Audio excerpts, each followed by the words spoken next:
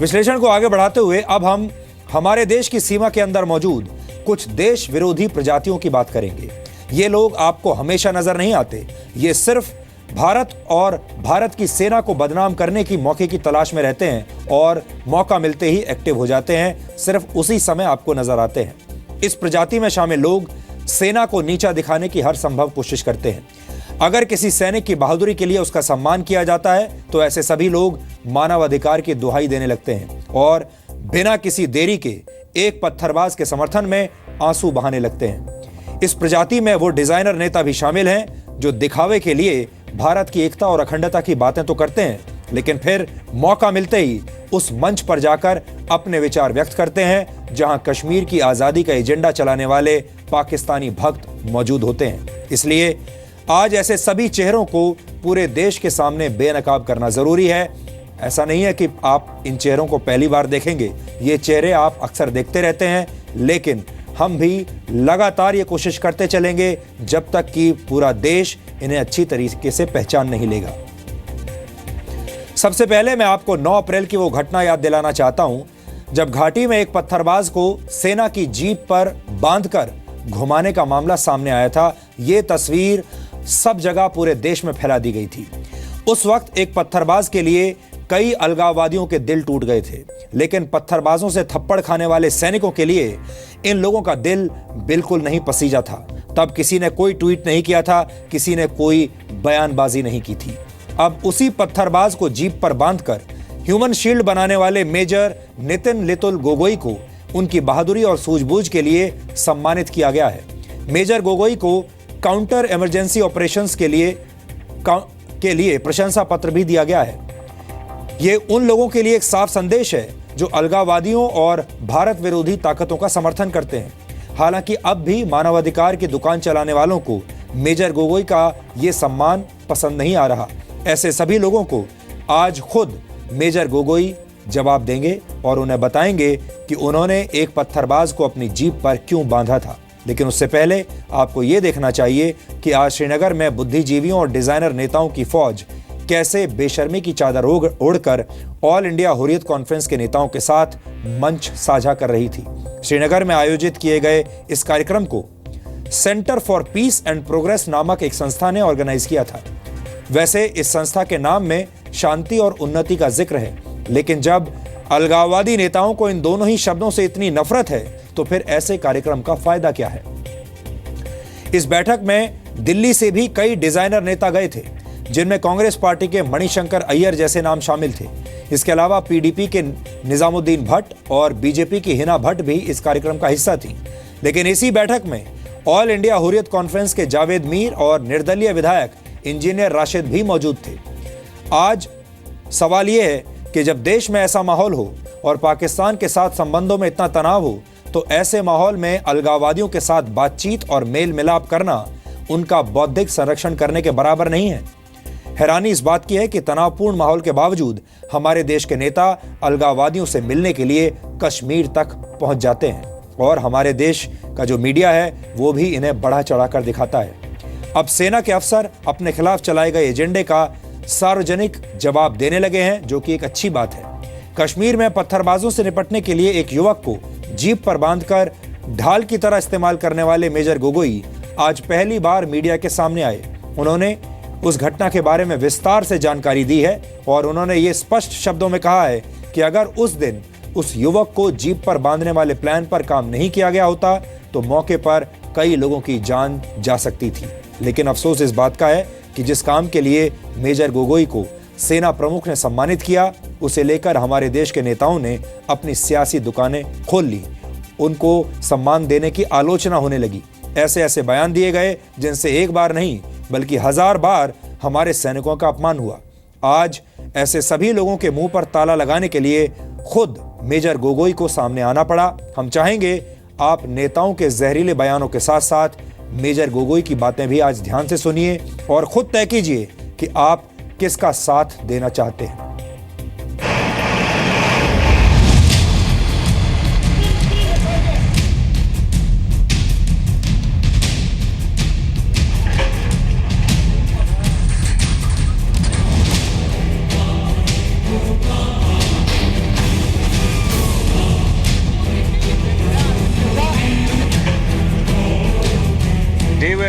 pelting stones. 1,200 people have surrounded them in Utligam polling station, and they were trying to burn down the polling station by hurling petrol bombs. सैकड़ों की जान बचाने के लिए देश के एक बेटे ने जो साहसी कदम उठाया, वो हमारे देश के डिजाइनर नेताओं को पसंद नहीं आया। जांच जो है वो पूरी हुई नहीं है और इसके पहले सरकार की तरफ से इस तरह का एक्ट होना ये कश्मीर समस्या को एग्रीवेट करेगा। इस तरह से बीजेपी अपनी नाकामियों को छुपाने का एक तरीका अपना लिया है कि नेशनलिज्म को सामने रखो और अपनी पूरी कमजोरियों को, गलतियों को छुपा लो। जो राजनीतिक पार्टियां विरोध कर रहे हैं उनसे मेरा सवाल है, लेफ्टिनेंट फैयाज के जघन्य हत्या पर आप खामोश क्यों थे? यही तो मैं कहता हूं, ये है दोहरे मानदंड। जिस मेजर गोगोई ने अपने फर्ज को ध्यान में रखते हुए अपना धर्म निभाया, आज उन्हीं के खिलाफ बातें बोली जा रही हैं। कश्मीर में एक पुलिस आर्मी ऑफिसर ने इंसानी हुकूक को पामाल किया या ह्यूमन राइट्स वायलेट किया, और उस ह्यूमन राइट्स को वायलेट करने के लिए उसको रिवार्ड दिया गया। अब ये खुद बताता है कि जो राजनाथ सिंह हो या मोदी जी हो, जिन्होंने भी जो बताया, बताने में वो कुछ भी बता सकते हैं मगर उसमें यकीन नहीं रखते। वो इस बात में यकीन रखते हैं कि वो कश्मीर की ज़मीन को रखना चाहते हैं, कश्मीरियों के साथ उनकी कोई वाबस्तगी नहीं है।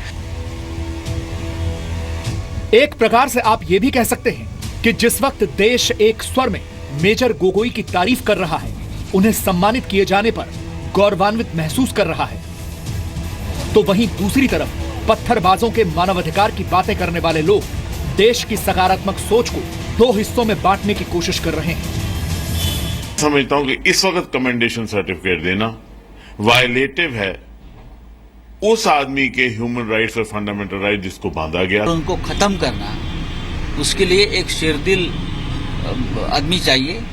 अगर मेजर गोगोई ने कुछ किया है और आर्मी ने उसको मान्यता दी है, तो मुझे लगता है मेजर गोगोई की इस एक्शन को पूरे देश ने सलाम करना चाहिए। We are condemning it and everybody will condemn it. Every saner element will condemn it. Nobody can appreciate it. The army officer has racked up a controversy, and that controversy is being investigated.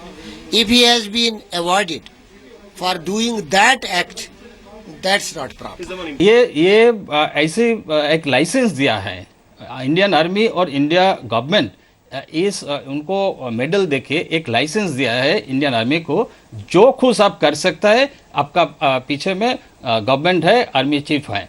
ऐसा घटना का medal देने से बहुत सारी human rights violation का घटना फिर ज्यादा से ज्यादा बढ़ जाएगा। आज ऐसे सभी नेताओं का मुंह बंद करने के लिए खुद मेजर गोगोई सामने आए, और जो बातें उन्होंने कही हैं, आज उन्हें ध्यान से सुनने की जरूरत है, क्योंकि सच को स्वीकार भले ही न किया जाए, लेकिन उसे दबाया नहीं जा सकता।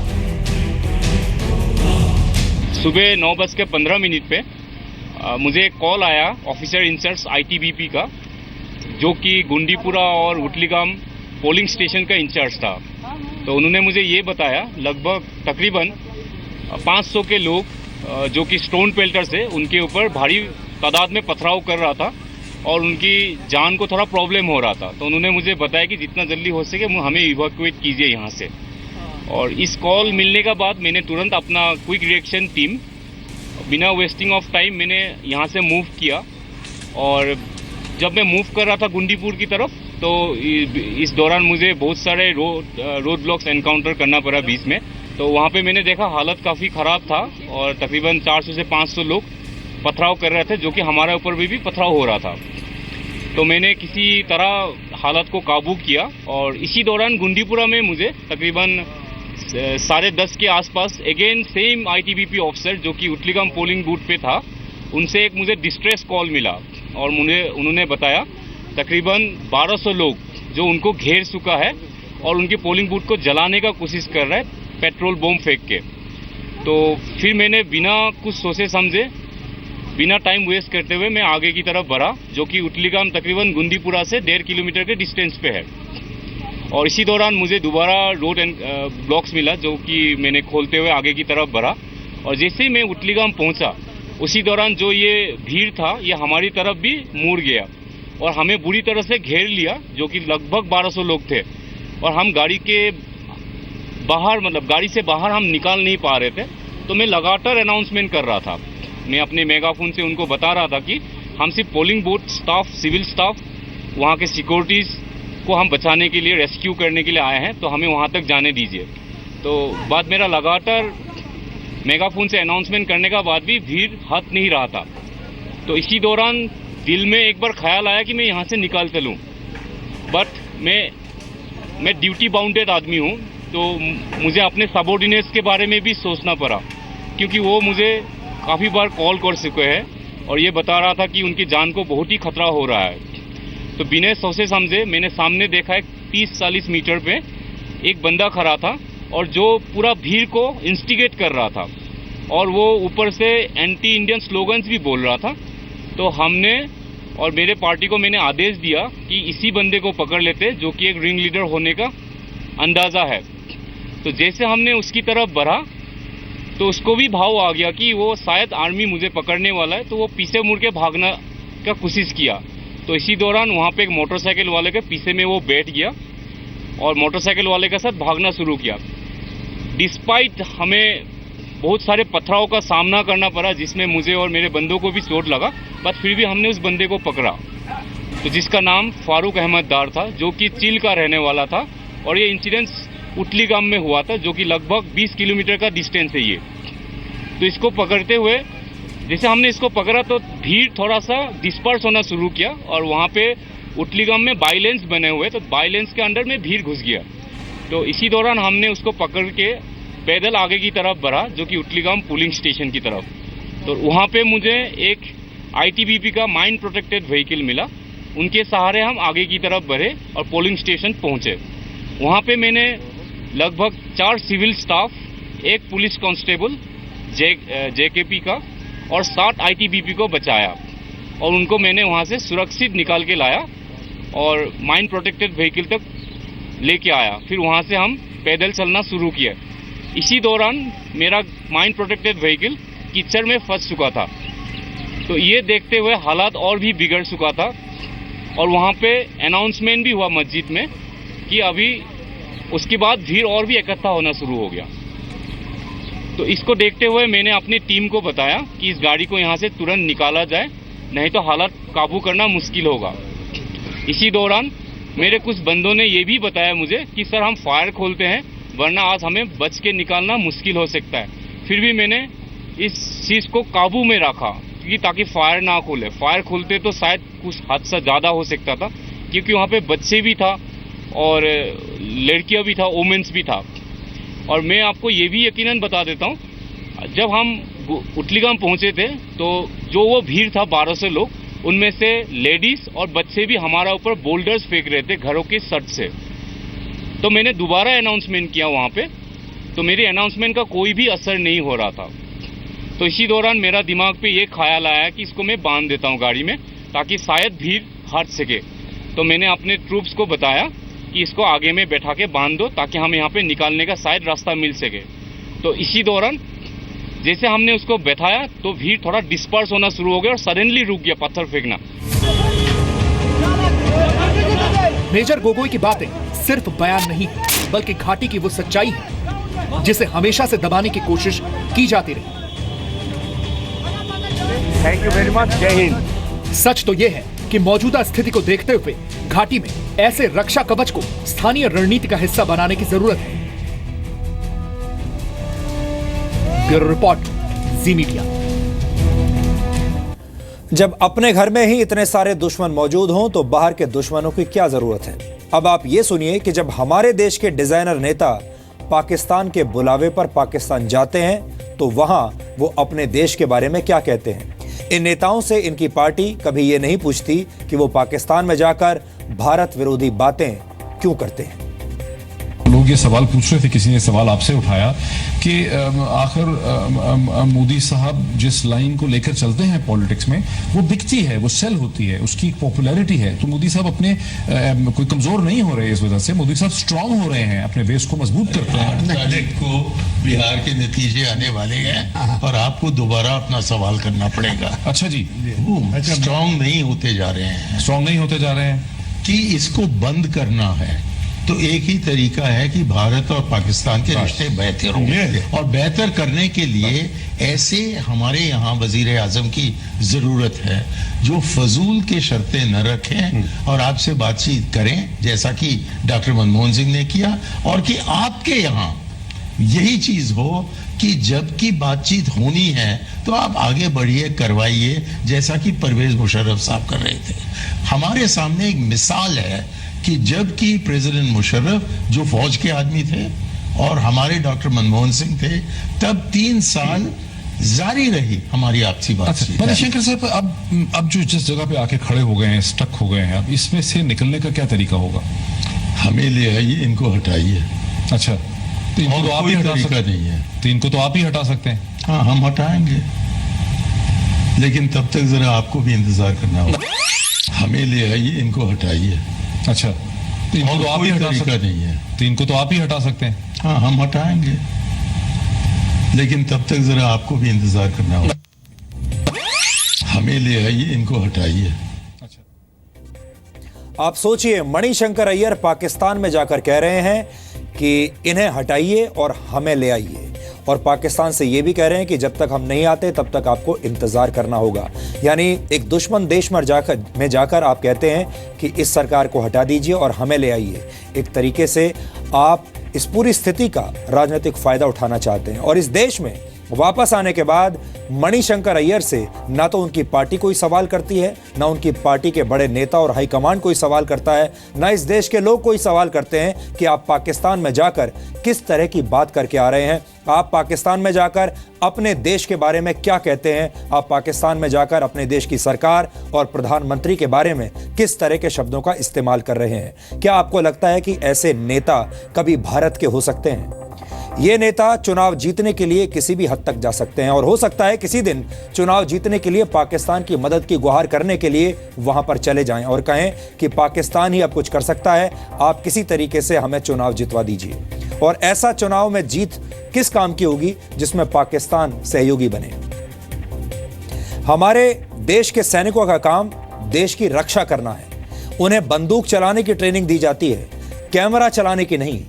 उन्हें गरजने की ट्रेनिंग दी जाती है, उन्हें प्रेस कॉन्फ्रेंस में बोलने की ट्रेनिंग नहीं दी जाती, उन्हें कैमरे के सामने कैसे बोलना है ये ट्रेनिंग नहीं दी जाती। लेकिन आजकल हमारे सैनिकों को सब कुछ करना पड़ रहा है। वो प्रेस कॉन्फ्रेंस करते हैं, कैमरे के सामने आकर बोलते हैं, और बॉर्डर पर बंदूक भी चलाते हैं, और साथ ही कैमरा भी चलाते हैं। यह दुखद है, लेकिन हमारे देश में मौजूद भारत के दुश्मनों ने ऐसी स्थिति पैदा कर दी है कि हमारे सैनिकों को अब वीडियो भी बनाने पड़ रहे हैं और उसके साथ साथ प्रेस कॉन्फ्रेंस भी करनी पड़ रही है।